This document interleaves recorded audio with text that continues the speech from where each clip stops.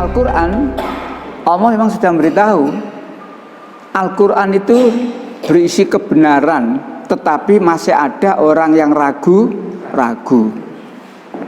Tapi orang yang ragu-ragu aja enak-enak. Nah, orang yang ragu terhadap Al-Quran aja enak-enak. Tidak dibiarkan oleh Allah, ditantang oleh Allah, ya. Itu ditantang oleh Allah, ya. Jika kamu ragu terhadap Al-Quran yang telah kami turunkan ini, buat satu surat saja, kata Allah, ya. Jadi orang yang ragu terhadap Al-Quran ditantang oleh, buat satu surat saja yang semisal itu. Panggil, kumpulkan siapa saja orang-orang yang kamu anggap bisa untuk membuat itu. Buat satu surat saja, ya. Nah, itulah tantangan Allah.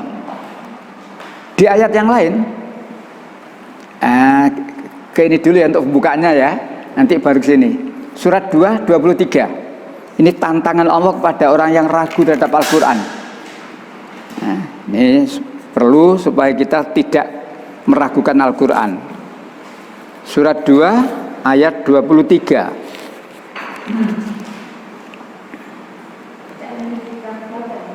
Iya, monggo. Wa in kuntum fi raibim.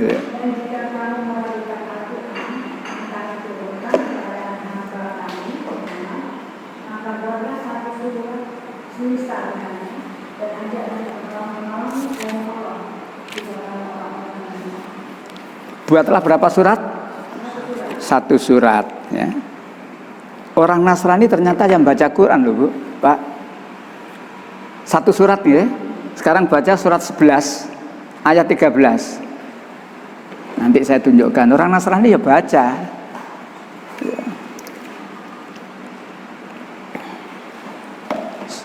Surat 11 ayat 13 ya. Bahkan mereka mengatakan dia Muhammad telah membuat dua Al-Quran suci.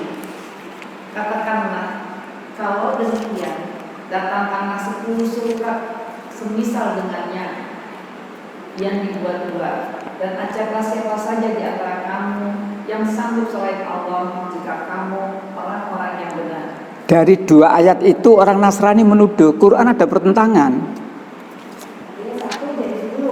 Yang satu tadi berapa surat tantangannya? Satu. Yang satu berapa surat? Yang betulnya yang mana? Ini contoh. Jadi orang Nasrani baca, berarti Quran ini tidak konsis. Menurut penjaringan gimana? Nah, artinya bukan bertentangan ayat ini.